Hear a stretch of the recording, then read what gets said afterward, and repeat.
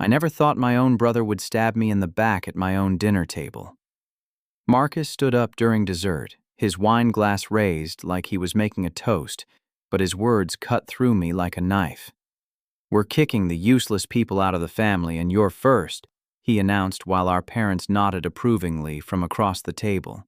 My sister-in-law Jennifer smirked from her chair, adding with cold satisfaction, "The only thing you're good for is your money." The chocolate cake I'd bought for tonight's celebration suddenly tasted like ash in my mouth.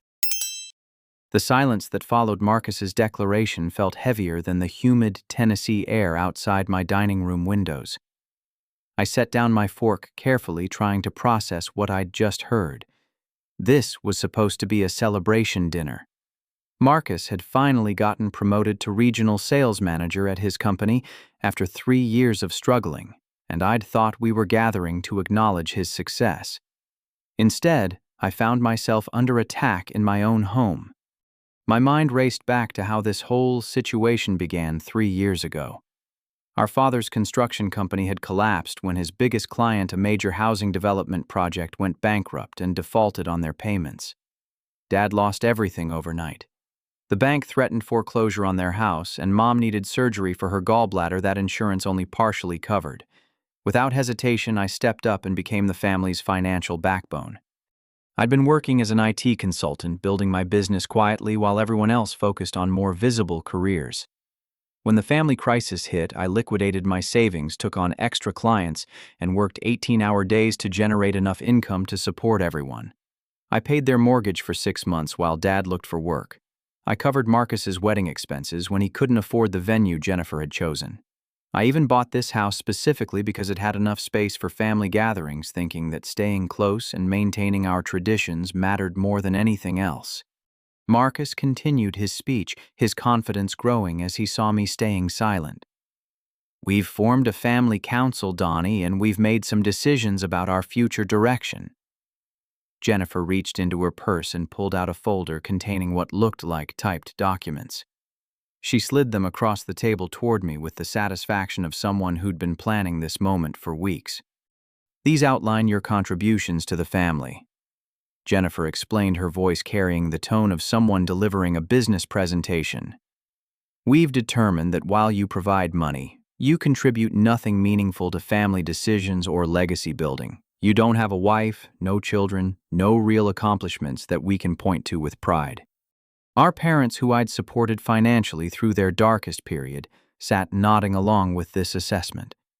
Dad cleared his throat and spoke for the first time since Marcus's announcement. "Son, we appreciate everything you've done financially, but we've been talking and we feel like charity cases. It's not dignified for parents to depend on their younger son when their older son is actually building something meaningful." Mom reached across the table and patted my hand in what she probably thought was a comforting gesture. "Marcus has shown real initiative with his promotion. He's making something of himself, creating a legacy. Jennifer is building a family with him, and that's what really matters in the long run." The words hit me like physical blows, but what came next was even worse. Marcus grinned and delivered what he clearly thought was his trump card. "Since we're restructuring family priorities, Jennifer and I have some news. We're pregnant." He paused for dramatic effect while Jennifer placed her hand on her still flat stomach. "And because we're actually building a family legacy, Mom and Dad have decided that I should inherit Grandma's antique jewelry collection and all the family heirlooms." I stared at him in shock. Our grandmother had passed away 2 years ago, and her estate was still being managed by the family lawyer. The jewelry collection alone was worth at least $30,000, including her engagement ring from the 1940s and several pieces that had been in our family for generations. But more than their monetary value, those items represented our family history and connection to previous generations. "You're pregnant?" I asked Jennifer directly, my voice barely above a whisper. She nodded smugly, clearly enjoying the fact that this was news to me. "How far along?" 12 weeks, she replied. "We wanted to wait until we were sure everything was progressing normally before making any announcements." The room fell silent again as I processed this information. They'd planned this entire dinner, this whole confrontation, knowing they had this announcement as their final weapon. They'd deliberately chosen my house, my space to deliver maximum emotional damage while simultaneously celebrating their own news and claiming the family inheritance. I looked around the table at these people. I'd sacrificed so much for these people. I'd considered the most important part of my life. Marcus was practically glowing with satisfaction, clearly believing he'd just delivered a knockout punch. Jennifer was watching me with the cold calculation of someone who'd orchestrated this entire scene. Our parents were avoiding direct eye contact, but their body language showed they were completely aligned with Marcus's position. So, let me understand this correctly, I said slowly, trying to keep my voice steady.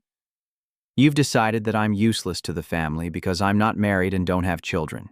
You've formed some kind of council to make decisions about family inheritance without including me, and you've chosen tonight in my house to announce both Jennifer's pregnancy and your decision to exclude me from family legacy items.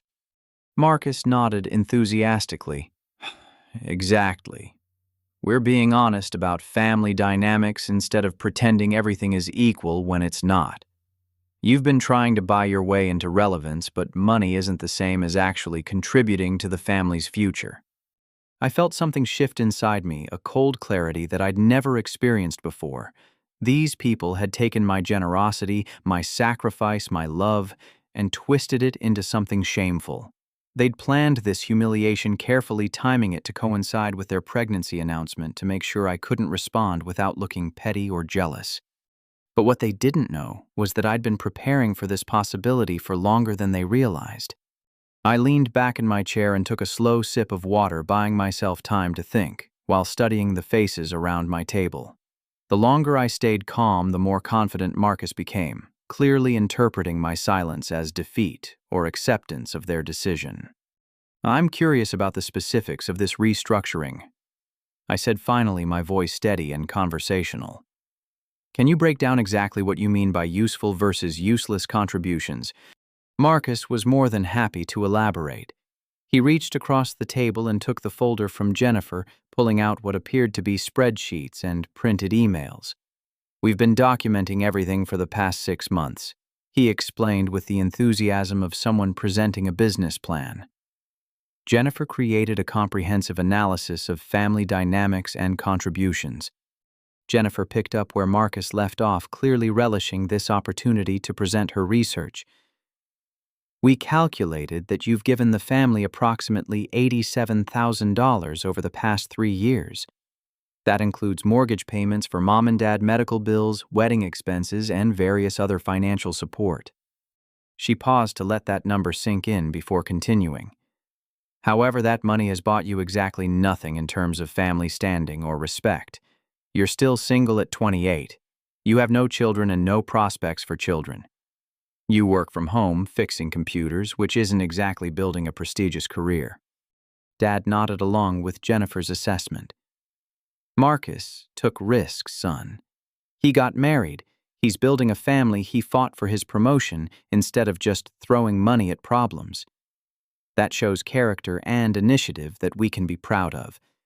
Jennifer pulled out another set of papers, her smile widening.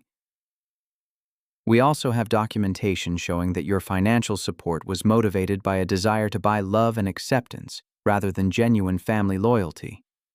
We have emails discussing your attempts to stay relevant through money rather than accomplishments. She began reading from printed email exchanges that I recognized as conversations between family members that had apparently been shared with her. From your mother to Marcus, Donnie seems desperate to be needed. It's actually kind of sad how he throws money at every problem, hoping we'll appreciate him more. From your father to Marcus, I worry that we've created a situation where Donnie thinks money equals love. He needs to learn that real family bonds are built on respect and shared values, not financial dependence. Each quote felt like another punch to my chest. These were private conversations between my parents and Marcus, discussions about me that had been happening behind my back for months. But what made it worse was that Jennifer had been collecting these conversations, building a case against me, like I was some kind of defendant in a trial I didn't know was happening. Marcus jumped back into the conversation, his voice taking on the tone of someone delivering a final verdict. The point is, Donnie, your money hasn't earned you the kind of respect that builds families. You've been treating us like we're your charity project instead of recognizing that real family contributions come from building something meaningful. I nodded slowly, appearing to consider their arguments while my mind raced through possibilities. That's interesting analysis, I said carefully. I appreciate the thoroughness of Jennifer's research, but I'm curious about something specific. I pulled out my phone and opened my banking app, scrolling through recent transactions. Jennifer, you mentioned calculating my financial contributions very precisely.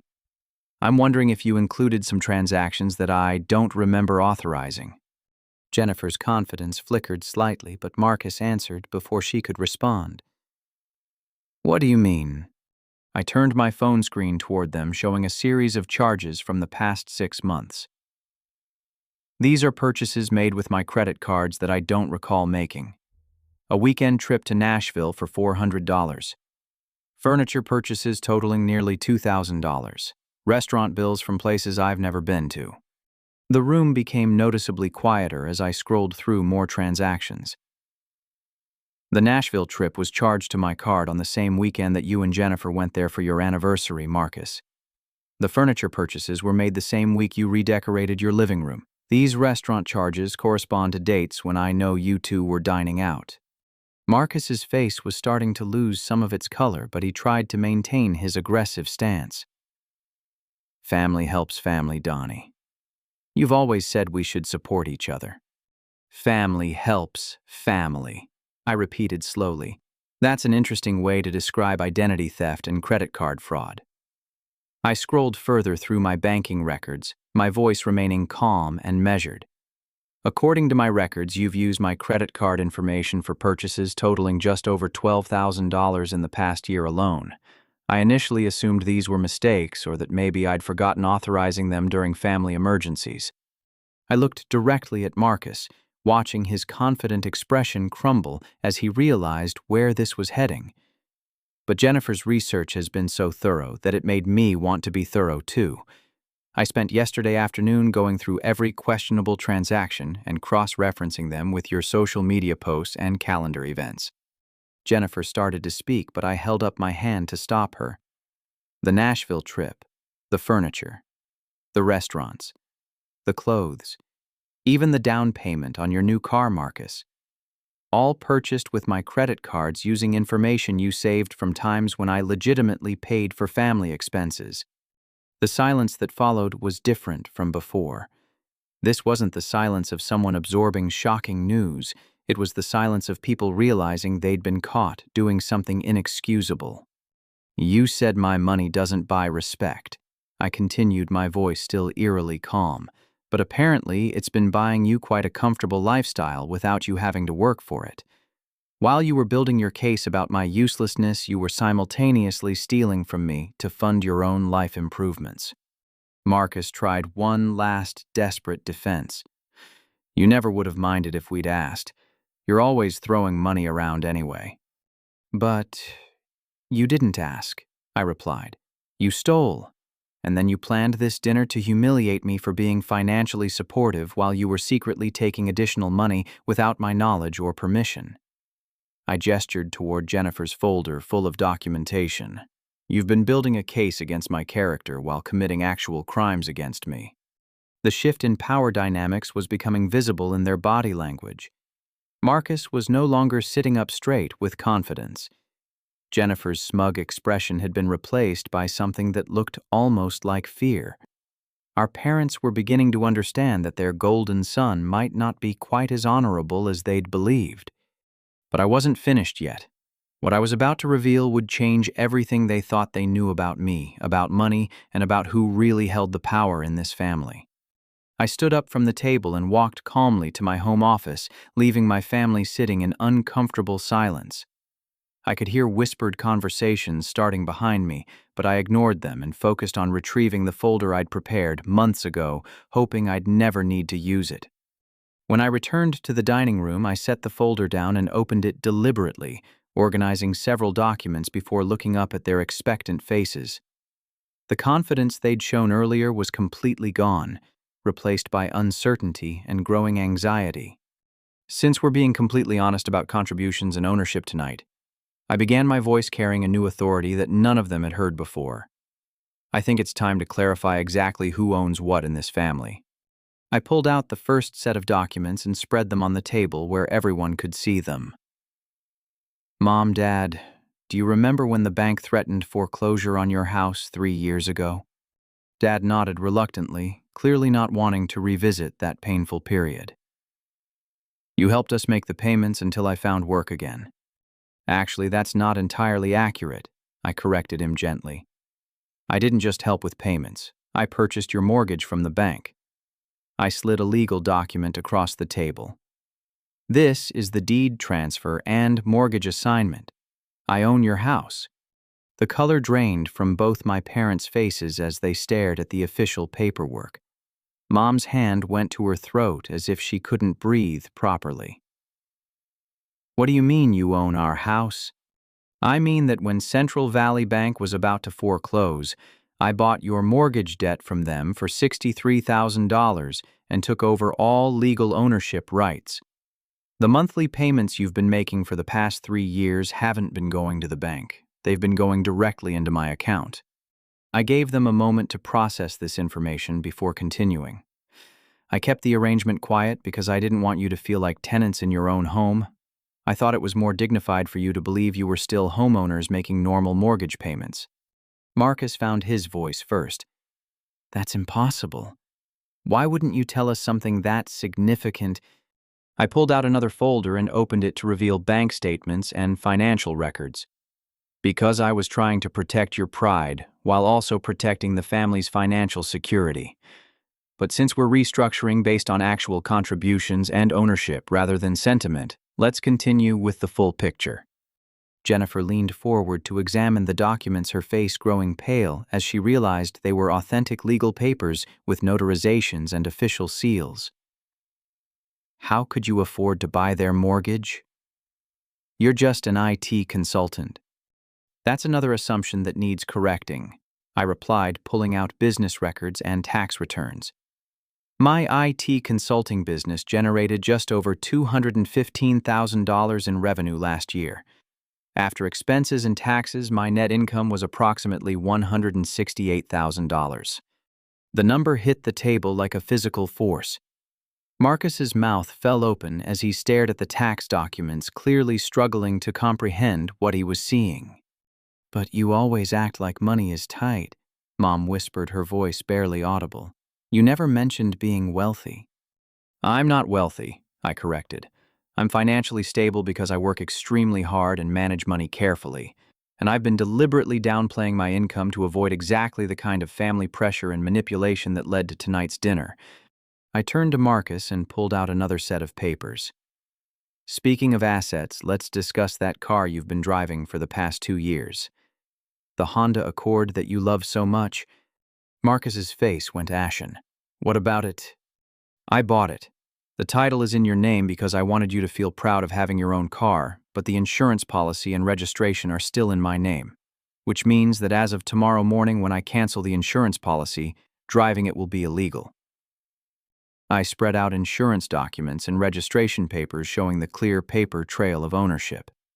I also paid for the extended warranty, the premium sound system installation, and those custom wheels you wanted. Total investment in your transportation approximately $31,000. The room was so quiet that I could hear the grandfather clock ticking in the hallway. Jennifer was frantically shuffling through the papers trying to find some flaw in the documentation, but everything was legitimate and properly notarized. Here's what's interesting about tonight's conversation. I continued, my voice maintaining its calm, measured tone. You've spent the evening explaining how useless I am to this family, how my financial contributions don't matter, and how you want to restructure our relationships to exclude me from inheritance and decision-making. I gathered the papers back into organized stacks before delivering the next blow. Since you want me out of the family structure, I'll be exercising my legal rights accordingly. As of tomorrow morning, I'll be contacting the mortgage company to transfer your house payments back to standard mortgage terms with the bank. Dad's face went white. What does that mean exactly? It means you'll have 30 days to either qualify for a new mortgage at current interest rates, which are significantly higher than what you've been paying me, or face foreclosure proceedings.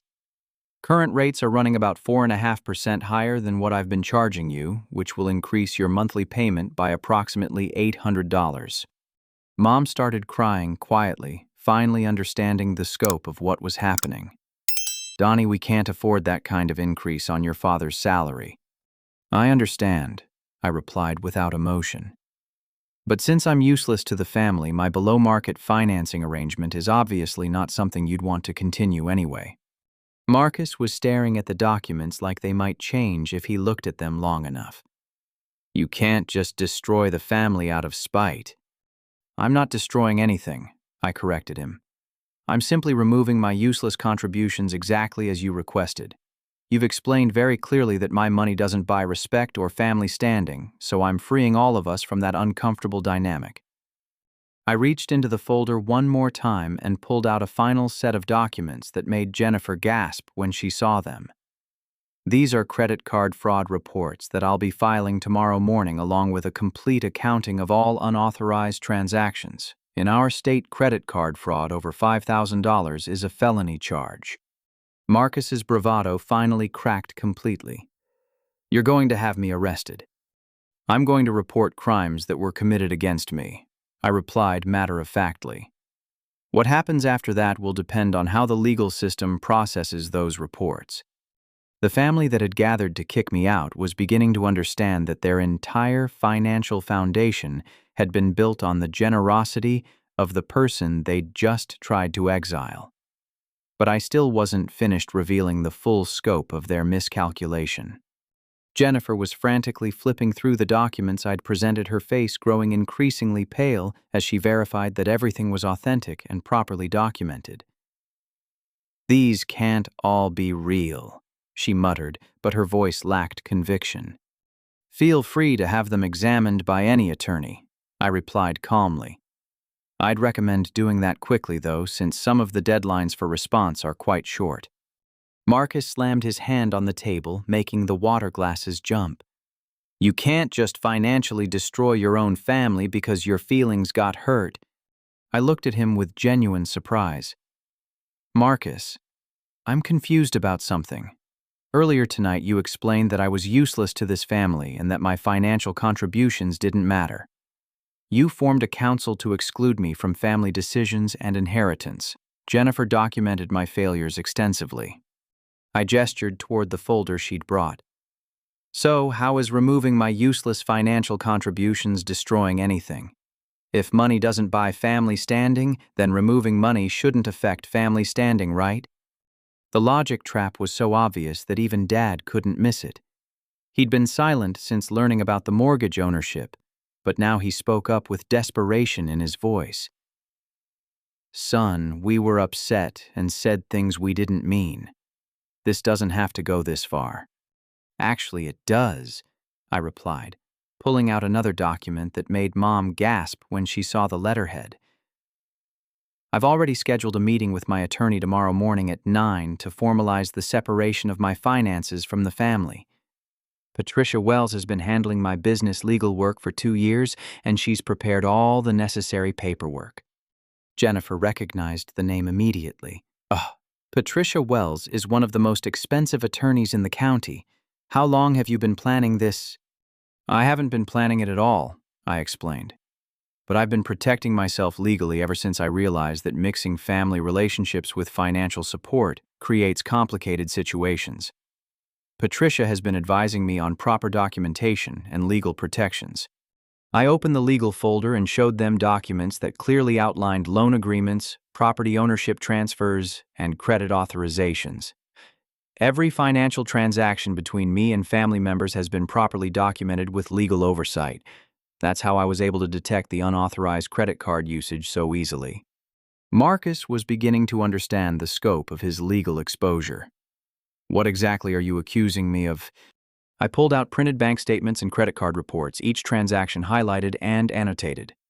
$12,437 in unauthorized charges over the past 18 months. The charges include luxury purchases, vacation expenses, and lifestyle improvements that you funded with my credit cards while building a case about my financial inadequacy. Dad stared at Marcus with horror. You stole from your brother. I didn't steal, Marcus protested weakly. I used family resources during a difficult time. Without permission, I clarified. Using someone else's financial accounts without authorization is the legal definition of theft, regardless of family relationships. Jennifer tried a different approach, her voice taking on a pleading tone. Donnie, we're about to have a baby. This isn't the time for legal battles that could destroy Marcus's future. I turned to look at her directly. Jennifer, that raises an interesting point about your pregnancy announcement tonight. Can you explain why you chose this particular dinner to reveal that news? She shifted uncomfortably in her chair. We wanted to share our good news with family. But you've been pregnant for 12 weeks, I noted.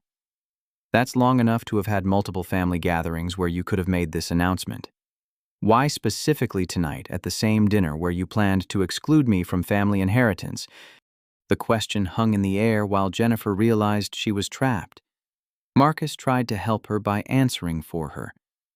We wanted to wait until we were sure everything was healthy. That's reasonable, I acknowledged, but it doesn't explain why you coordinated the announcement with inheritance decisions. I pulled out another document that made both of them freeze. This is a copy of our grandmother's actual will.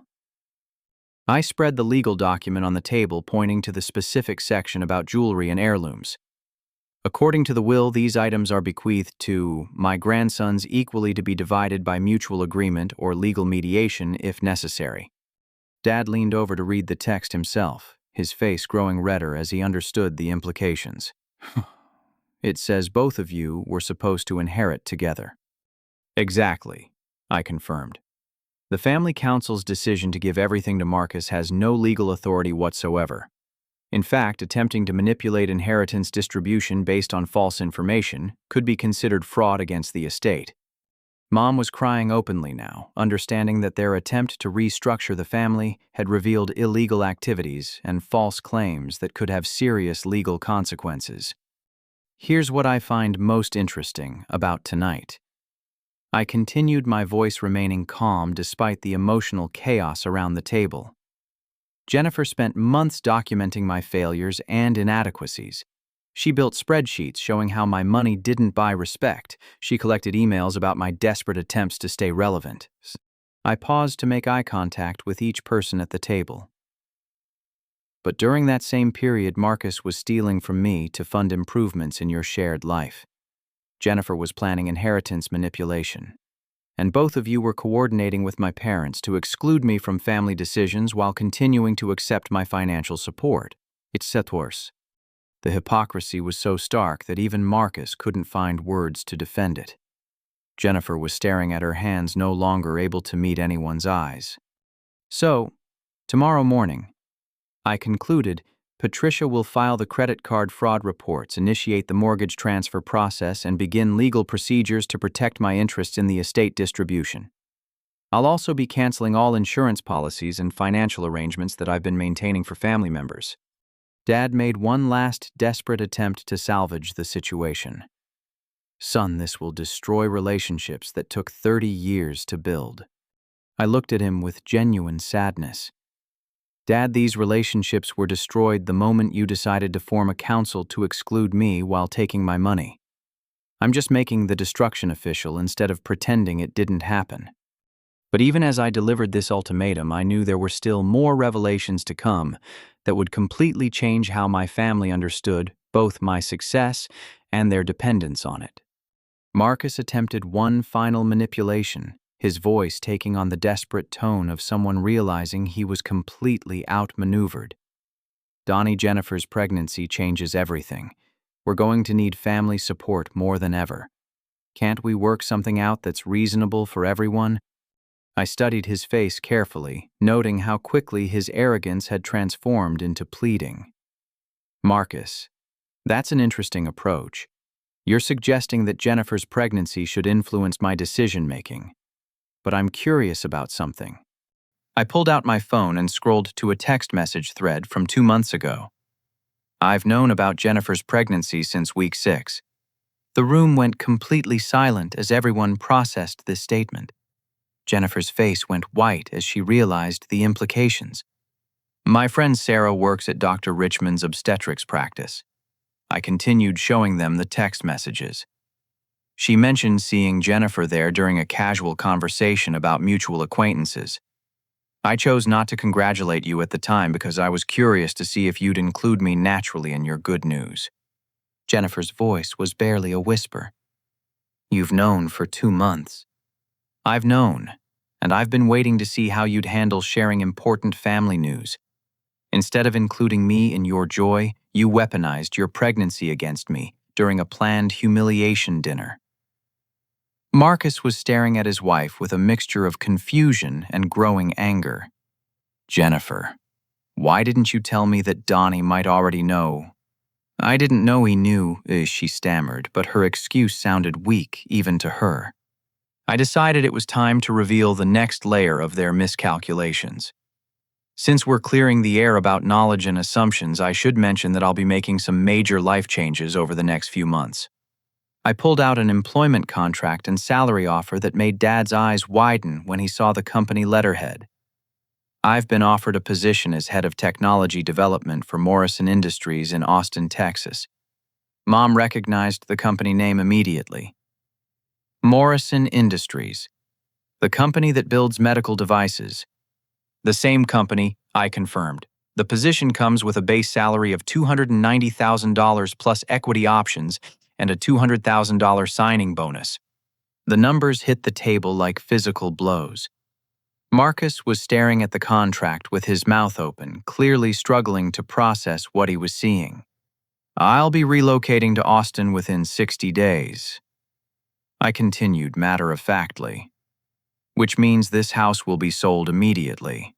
Anyone who has belongings stored here will need to remove them within the next 2 weeks. Jennifer found her voice first, though it came out as a croak. You're moving to Texas. I'm advancing my career to a position that matches my qualifications and experience, I replied. The technology I've been developing through my consulting work caught Morrison's attention, and they've offered me the opportunity to lead a team of 12 engineers in developing next-generation medical monitoring systems. Dad was reading the employment contract, his face growing paler with each detail. Son, this is a major corporate position. Why didn't you tell us you were considering opportunities like this? For the same reason I didn't tell you about my actual income, I explained. I've learned that sharing good news with this family often leads to expectations and demands that I'd rather avoid. Marcus was beginning to understand that his successful brother was far more successful than he'd ever imagined. How long have you been hiding this level of career advancement? I haven't been hiding anything, I corrected. I've been managing my career professionally while maintaining family relationships. But since family relationships are being restructured tonight, I see no reason to continue managing information to protect everyone else's feelings. Jennifer's composure finally cracked completely. This isn't fair. We didn't know any of this when we made our decisions. That's exactly the point, I replied calmly. You made decisions about my value and my role in this family based on assumptions and incomplete information. You never asked about my career prospects, my business success, or my future plans. You just assumed I was a failure because I didn't broadcast my achievements. I reached into my briefcase and pulled out another folder that made Jennifer's eyes widen with recognition. Speaking of incomplete information, Jennifer, I think it's time to discuss your family's relationship with me. Her face went completely white as she saw correspondence from her brother Tyler, emails she'd clearly never expected me to share with others. Tyler contacted me 4 months ago. I explained opening emails that showed increasingly desperate requests for financial assistance. He needed a loan to save his startup company from bankruptcy. According to his messages, their family business is failing and he was hoping I might invest or provide emergency funding. See, Marcus snatched the emails from my hands, reading them with growing disbelief. Tyler needs money from Donnie. Jennifer, you always said Tyler was incredibly successful. Jennifer couldn't meet her husband's eyes as the truth came out. Tyler's company has been struggling, but I didn't want Marcus to worry about my family's problems when he was dealing with his own career stress. So, you've been lying to Marcus about your family's financial situation, I observed neutrally, while simultaneously documenting my inadequacies and pushing for my exclusion from family inheritance. The web of deception was unraveling rapidly. Marcus was reading email after email from Tyler, each one more desperate than the last, begging for help from the man his sister had been systematically undermining. Jennifer's entire family knows about my business success, I continued.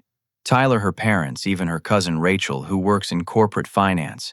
They've all reached out at various times asking for career advice, business connections, and investment opportunities.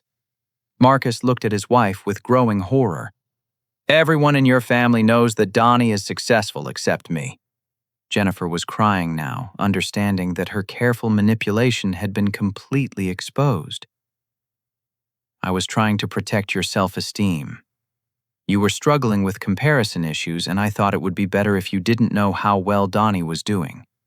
So, you convinced me that my brother was a failure, Marcus said slowly, his voice carrying a dangerous edge, while secretly knowing that your own family considers him successful enough to ask for financial help.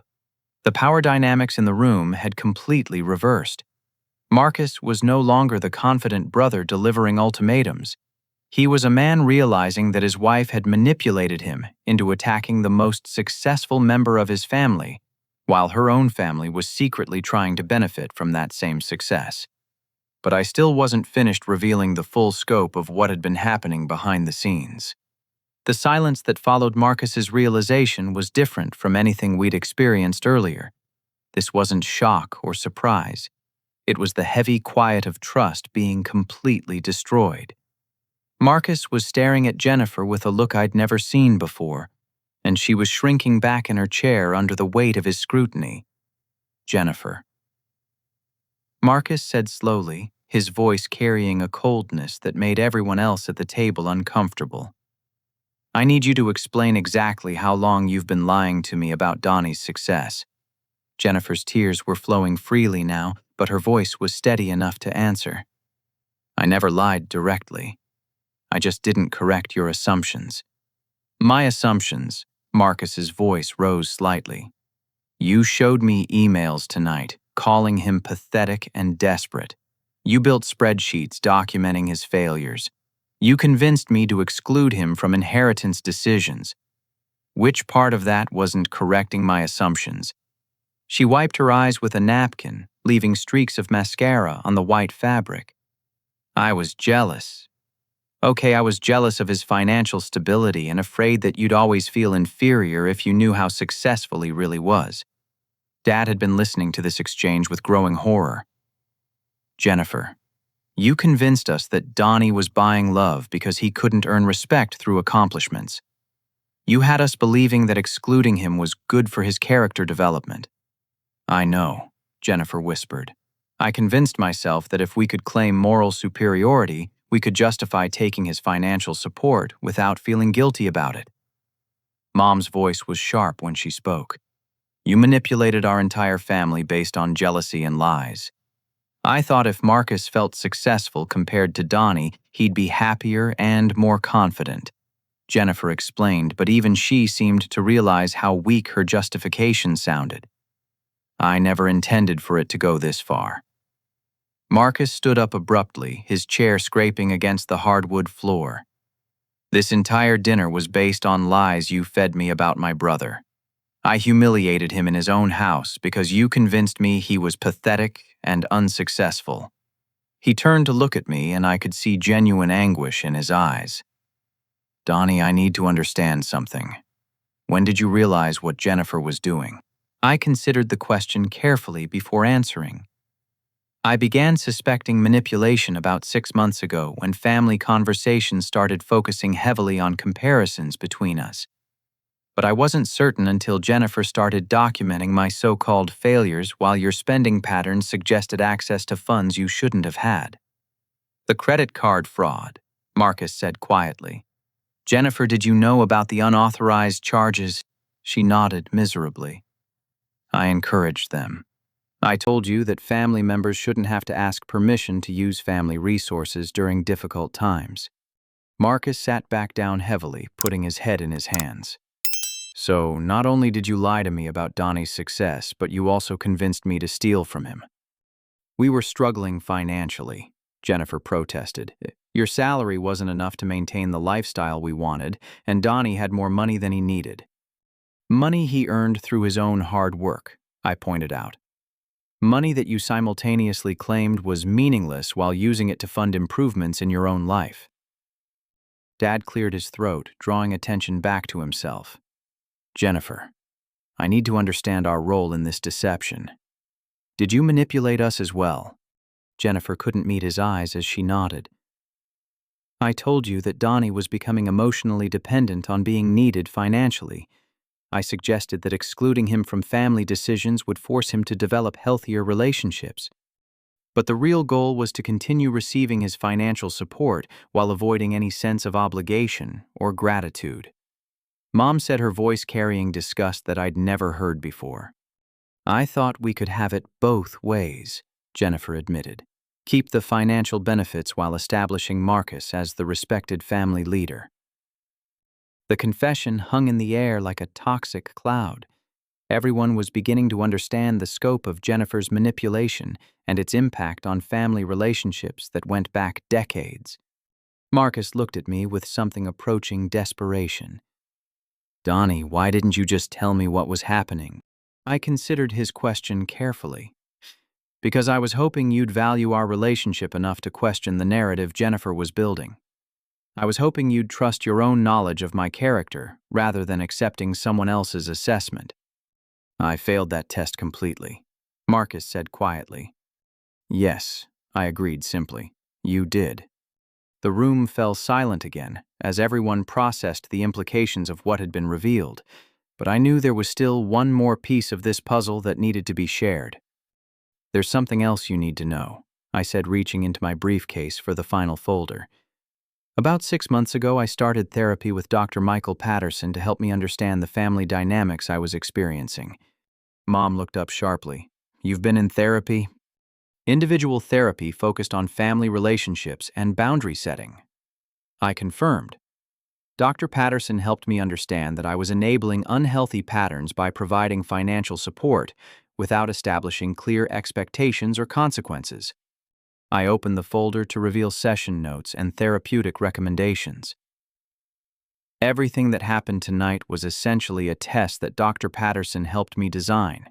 He predicted that if I stopped managing everyone else's emotions and expectations, the family's true priorities would become clear. Marcus stared at me with a mixture of admiration and horror.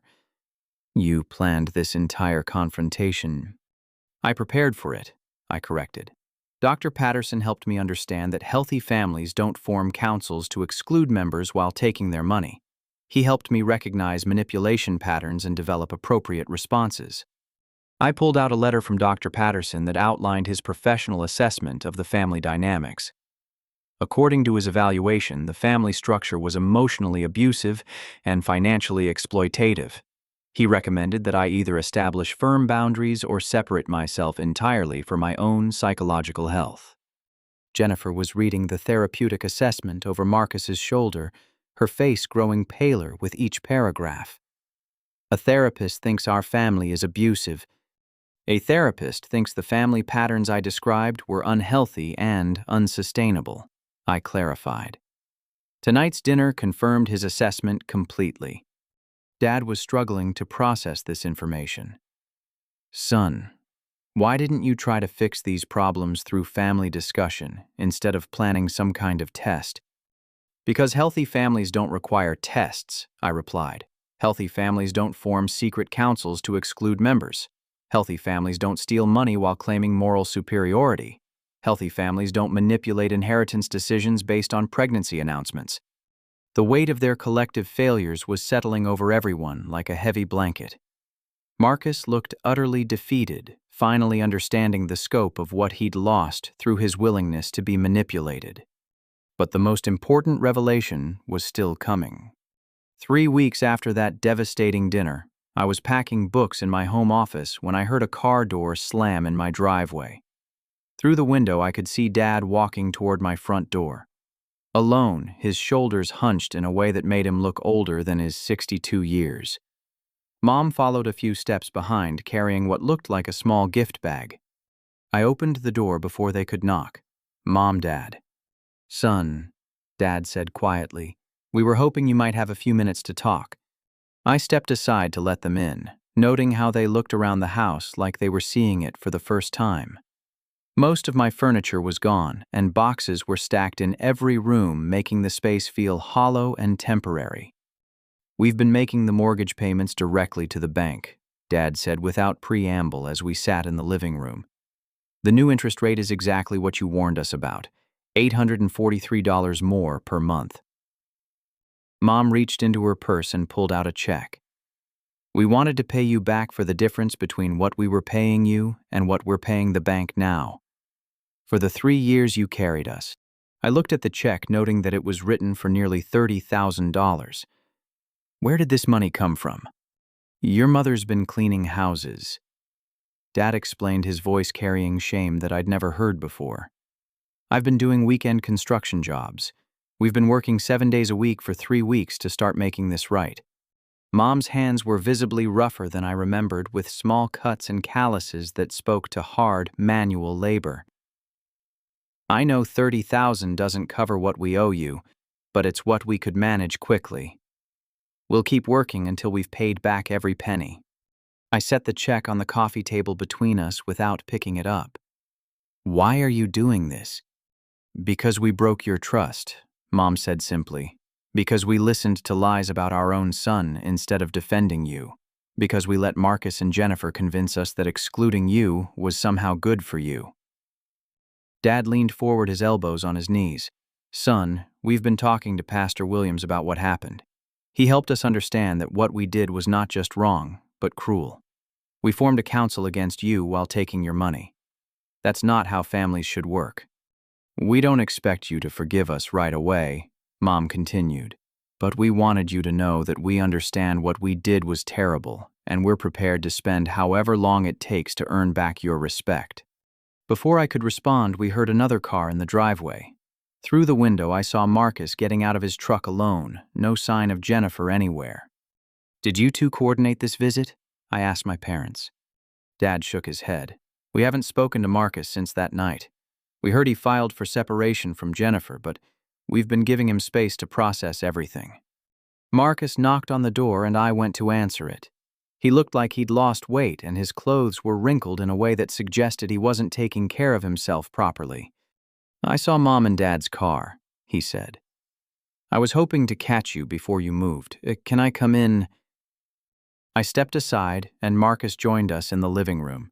He glanced at the check on the coffee table and the gift bag Mom was still holding. "I brought you something," Mom said, offering me the bag. Inside was our grandmother's engagement ring, the centerpiece of the jewelry collection that Marcus was supposed to inherit. "This belongs to you as much as it belongs to Marcus," she explained. "We had no right to exclude you from family heirlooms." Marcus nodded his agreement. "I've been thinking a lot about what Grandma would have wanted. She loved both of us equally, and she would have been horrified by what we did to you." I held the ring up to the light, remembering how Grandma used to let me examine it when I was little, telling me stories about Grandpa's proposal and their early marriage during World War II. "What's the situation with Jennifer?" I asked Marcus directly. His face darkened. "We're getting divorced. After that night, I started really examining our relationship, and I realized the lies went much deeper than just information about you." He paused, collecting himself before continuing. "She'd been planning to leave me for months, meeting with divorce attorneys and documenting our assets. The pregnancy announcement was timed to maximize what she could claim in a settlement. Dad looked shocked. She was planning to divorce you. She was planning to get pregnant, secure her claim to half our assets, and then file for divorce with child support guarantees, Marcus explained bitterly. The family council thing was her idea to get me to attack Donnie so I'd be isolated when she revealed her real plans. Mom put her hand over her mouth in horror. That poor baby. There is no baby, Marcus said quietly. She was never pregnant. The whole thing was a lie designed to manipulate inheritance decisions and family dynamics. The room went completely silent as this final revelation sank in. Jennifer had orchestrated an elaborate deception that went far beyond simple family manipulation. I'm sorry, Donnie. Marcus continued, his voice breaking slightly. I'm sorry for stealing from you, for believing lies about you, for humiliating you in your own house. I'm sorry for being so jealous and insecure that I let someone convince me to attack my own brother. I studied his face, looking for signs of genuine remorse versus performative apology. What I saw was a man who'd been thoroughly humbled by the consequences of his choices. Marcus, do you understand why what happened was so painful, Sonny? He nodded immediately. Because we formed a conspiracy against you while taking your money. Because we planned to exclude you from family inheritance while benefiting from your generosity. Because we attacked your character while secretly depending on your success. And because you chose to believe someone else's assessment of my worth rather than trusting your own knowledge of who I am, I added. That's the part that hurts the most, Marcus admitted. I've known you my whole life. I know you're generous and loyal and hardworking. But Jennifer convinced me that those qualities were actually weaknesses, and I believed her because it made me feel better about my own insecurities. Dad cleared his throat. Son, we all failed that test. We all chose to believe comfortable lies rather than defending you. I looked around the room at these three people who had been the most important part of my life for so many years. They were clearly sincere in their remorse, but sincerity didn't automatically repair the damage that had been done. I'm moving to Austin next week, I said finally. The house sold faster than expected, and Morrison Industries wants me to start immediately. Mom started crying softly. Are we losing you forever? You're not losing me, I replied carefully. But our relationships are going to be different going forward. I'm not going to be the family bank anymore. I'm not going to manage everyone else's financial problems or emotional needs. And I'm not going to accept being treated like my value depends on what I can provide rather than who I am. Dad nodded, understanding. What would it take for us to rebuild relationships with you? I considered the question seriously. Time. Consistency. Proof that you value me as a person rather than as a resource. And absolute honesty going forward. Marcus leaned forward eagerly. I want to do that work. I want to rebuild our relationship based on genuine respect instead of financial dependency. Then you'll have to prove it through actions over time, I replied. Words are easy. Changed behavior is harder. Mom wiped her eyes and managed a small smile. We understand. And we're willing to do whatever it takes for however long it takes. 6 months later, I was sitting in my new office in Austin looking out at the Texas Hill Country, while reviewing quarterly reports that showed my team's medical device innovations were ahead of schedule and under budget. My phone buzzed with a text from Marcus. Finished my 3rd month of therapy today.